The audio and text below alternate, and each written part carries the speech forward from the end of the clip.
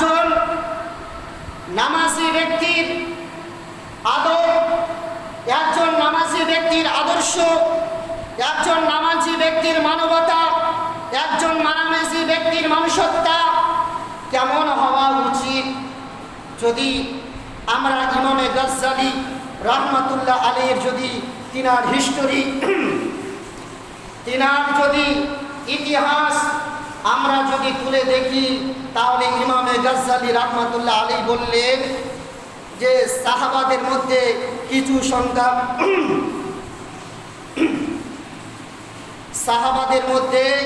সংখ্যা সাহাবা ছিলেন তারা কর্মকার ছিলেন, আর কিছু সংখ্যক সাহাবাদের মধ্যে ছিলেন তারা চামড়া সেলাই করতেন। ইমামে গাজ্জালি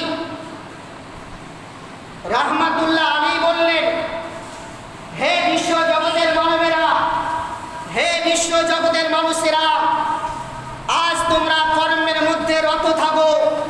আযান ধ্বনি চাওয়ার পরেও কর্মের মধ্যে পৌঁছার পরেও তোমরা কাজকে পরিত্যাগ করতে পারছো না। নবী পাক সাল্লাল্লাহু তাআলা আলাইহি সাল্লাম এই জন্য আজ থেকে ১৫০০ বছর পূর্বে নবী আমার বার্তা দিয়েছেন, আসসাহাবা কান নুজুম, আমার সাহাবা একরামগণ হচ্ছে নক্ষত্র স্বরূপ। তোমরা যদি সঠিক পথের অবলম্বনকারী হতে চাও, তোমরা যদি সঠিক পথের প্রদর্শক হতে চাও, তাহলে তোমরা আমার সাহাবাদের তরিকাকে অবলম্বন করো, আমার সাহাবাদের দামানকে ধরে নাও, আমার সাহাবাদের পথে অনুসরণকারী হয়ে যাও, তাহলে তোমরা হেদায়েত প্রাপ্ত হয়ে যাবে। আজিজানে মুহতারাম, তো ইমামে গাজ্জালি রাহমাতুল্লাহ আলাইহি বললেন, সাহাবাদের মধ্যে কিছু সংখ্যক সাহাবা ছিলেন তারা কর্মকার। তিনারাও কর্মকার হিসাবে তিনারাও কাজের মধ্যে লিপ্ত থাকতেন।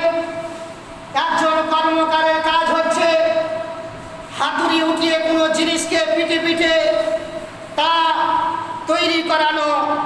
কিন্তু ইমামে গাজ্জালি রাহমাতুল্লাহ আলাইহি বলেন, হে বিশ্ব জগতের মানবেরা, তোমরা নামাজের আদব বুঝলে না, তোমরা নামাজের গুরুত্ব বুঝলে না, তোমরা নামাজের শাখসিয়ত বুঝলে না, তোমরা নামাজের শান বুঝলে না, তোমরা নামাজের মর্যাদা বুঝলে না।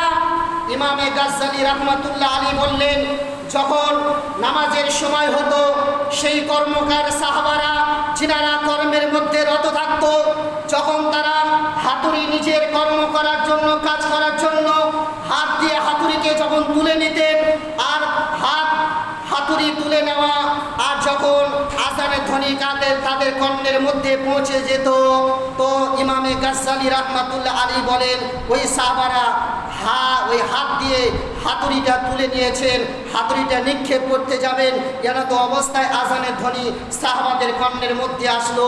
সাহাবাদের আদর্শ হলো, সাহাবাদের মানবতা হলো, ওই উঠিয়ে নেওয়া হাতুড়ি যখন এই কানের মধ্যে আযানের ধ্বনি প্রবেশ করলো, ওই উঠিয়ে নেওয়া হাতুড়ি আর ওই লোহার মধ্যে আর নিক্ষেপ করলো না, ওই লোহার মধ্যে আর বাড়ি মারল না। ওই উঠিয়ে নেওয়া হাতুড়ি আর বেশি সময় লাগতো না, 10-15 সেকেন্ড সময় লাগতো ওই হাতুড়িটা ওই লোহার মধ্যে মারার জন্য। কিন্তু সাহাবাদের আদর্শ দেখুন, সাহাবাদের মানবতা দেখুন, সাহাবাদের নামাজের গুরুত্ব দেখুন। উঠিয়ে নেওয়া হাতুড়ি উঠিয়েছেন মারার জন্য, আযানের ধ্বনি কর্ণের মধ্যে আসলো, সাহাবারা আর ওই উঠিয়ে নেওয়া হাতুড়িকে আর ওই কর্মকার ওই লোহার মধ্যে আর নিক্ষেপ করলেন না, নামাজের জন্য যাত্রা শুরু করলেন। কেন তো